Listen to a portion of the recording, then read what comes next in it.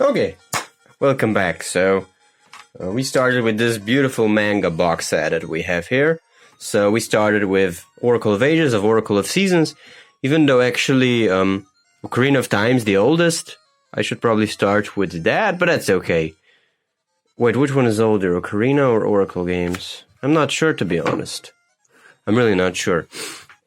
So we said for Oracle of Seasons, maybe one thing that I forgot to say is that the whole shtick with Oracle of Seasons and Oracle of Ages and every single Zelda game in a way is that they have sort of a gimmick of their own. And it's interesting to see that gimmick come to life in a manga format. So, you know, here, for example, in Oracle of Seasons, I forgot to tell you that you have the Rod of Seasons with which you can change seasons. And of course, this is sort of a feature that is very well implemented in a video game, because in a video game, you turn the seasons and, you know, instead of like there's snow all of a sudden and you can unlock new levels and so on and so on, you can use that for the sake of the gameplay and stuff like that.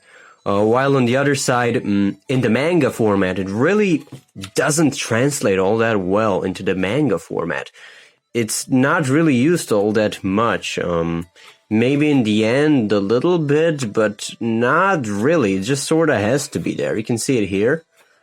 You know, Link will use it and he will make snow all of a sudden. It's going to be cold all of a sudden. And then it's going to be spring all of a sudden.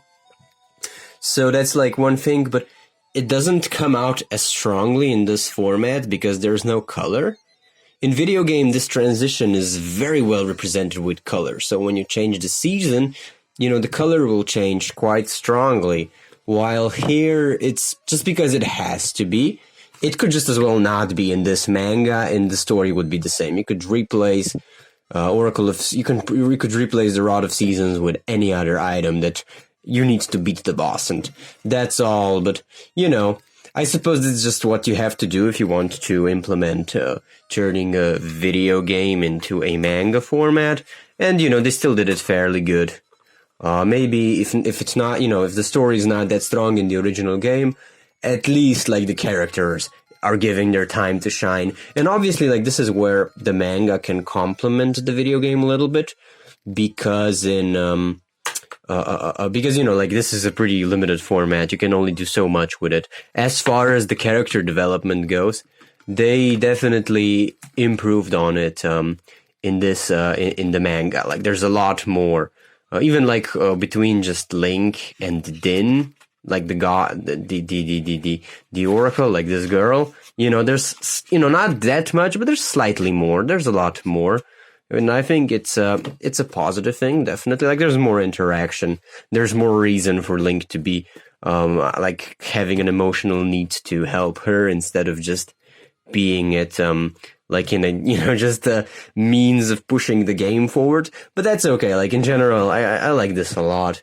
Now, the Oracle of Ages is a sequel to this game. It continues completely after the end of the first game.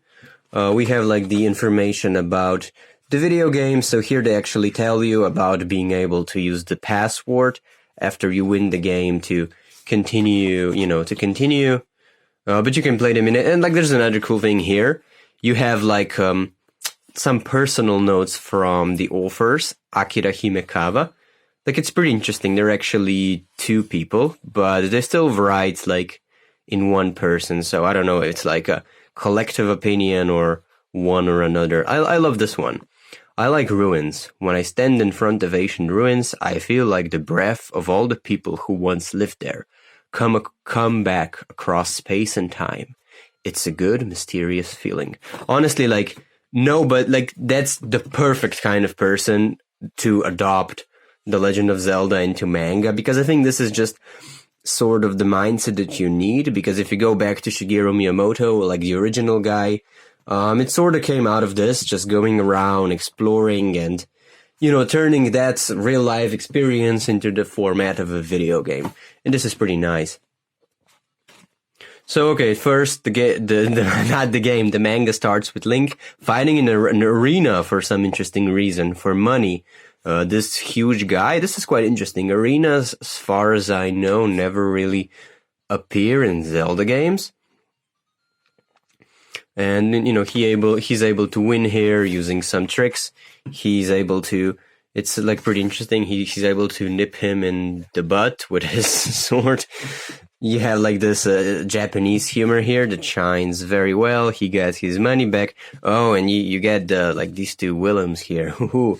So the main villain of this one is Varen. So she is actually, I think, that's the only female villain actually of all the Zelda games. If I think about it, I really can't think of. Yeah, as far as I know, she's the only female Zelda villain. So that's quite interesting as well. She's an interesting one, definitely. A very dangerous one as well. So, like, Link wins a cow, and there's some instances of humor thrown into it. And then slowly, slowly with Chapter 2, it starts where the video game is supposed to start. So, basically, Impa, Zelda's nurse, is being possessed, and she tricks Link into moving a stone with Triforce mark that she can't move by herself because there's a curse on it. And, it's basically the same as it's in video game, and it's nice to see that being implemented into a video game. Here's our new goddess, Oracle, I suppose, Nyaru. She gets kidnapped this time. Of course, why not? We have Varen, she kidnaps her. Now, the whole shtick with this game, with this manga, I suppose, or a game as well, while in the previous game we had the Oracle of Seasons, now we get the Oracle of Ages. So the new item is this harp. This harp is able to... Oh, and there's also Ralph. We have a companion. He's also a guy from the video game. So that's a great thing as well that this game had, The game has interesting characters that can be implemented into the story. And here we have Ralph, for example. So he's also present here, sort of a confrontational relationship to Link. Now, what this harp does, it doesn't change seasons. It's able to let you travel to the past. So once the villain gets a hold of the power, so she can start doing like a bunch of damage. So here she goes back to the past, and I don't know, like it's really weird how they represented this. So like we have this two lover couple, and all of a sudden like his girl is going to become like very old, and she's still gonna love him, and he's going to have to face his fate that love is not about beauty, and he'll just have to accept it. And like all the historians are now confused because historical facts are different. It's like really weird.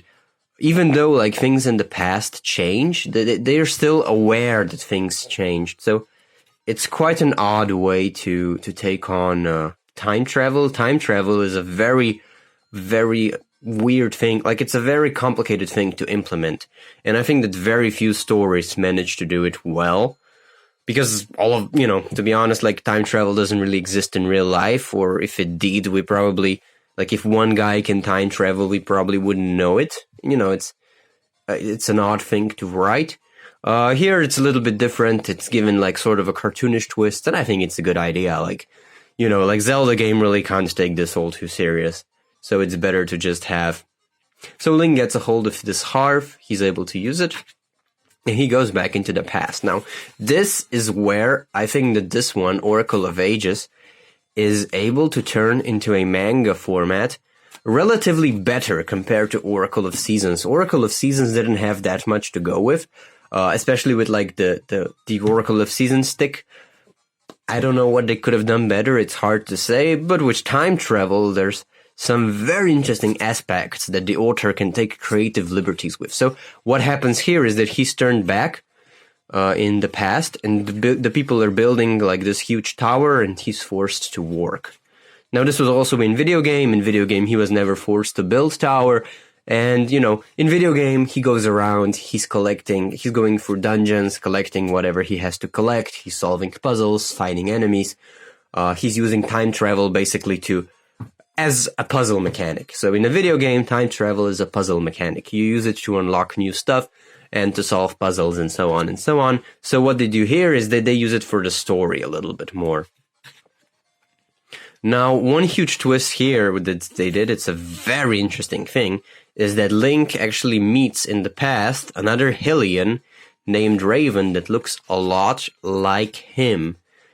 And it actually turns out, and like he's pretty badass with his sword, and Link tries to fight him, but he doesn't stand a chance, and he gets locked up in prison. We also have like character from the video game, like this queen. She's basically building this tower, being influenced by Varen, and so on and so on. So Link will actually discover later on that this guy is his ancestor. So that's quite interesting. If we talk about the Zelda universe, like, it's really odd to talk about the canon of the Zelda universe, because it's like every game is sort of on its own. They're loosely connected, but not really. Like, every Link is supposed to be sort of a different incarnation, different generation, I suppose. They even had like the official timeline for some reason, which I feel is kind of unnecessary, but I suppose if fan wanted it, I don't know, maybe like, I think that official timeline is a bit off. Like, it's better to just leave fans to do their theories. But whatever. So yeah, he actually discovers that this guy is his ancestors, and then they travel around, they try to find out what's happening, and they're able to do quite a lot with this story because of this. It's quite fascinating. And you know, not only that, like there's going to be a picture in the wall. Like, he remembers this guy that he remembers Raven, that he was on a photo in Hyrule Castle. I think it was the fishing scene, right? If I can recall it properly. Yeah, right. So like all of a sudden he remembers him, that he was on a heroic picture. So that's how he knows that it's his ancestor. So that was like, of course, this never happened in the game.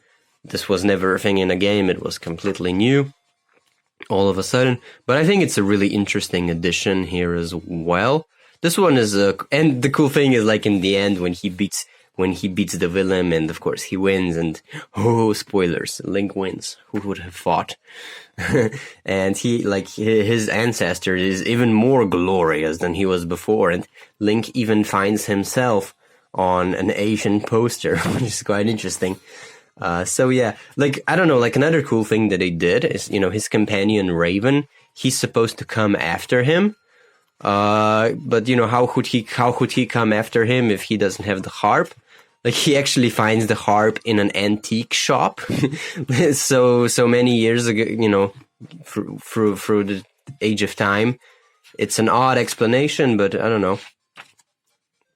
It works. And we also have this pirate that was in the game, and his story, and the story with the Queen Ambi who's building the tower, and why she's building the tower, and her character development, and so on and so on. I don't think I need to go into it.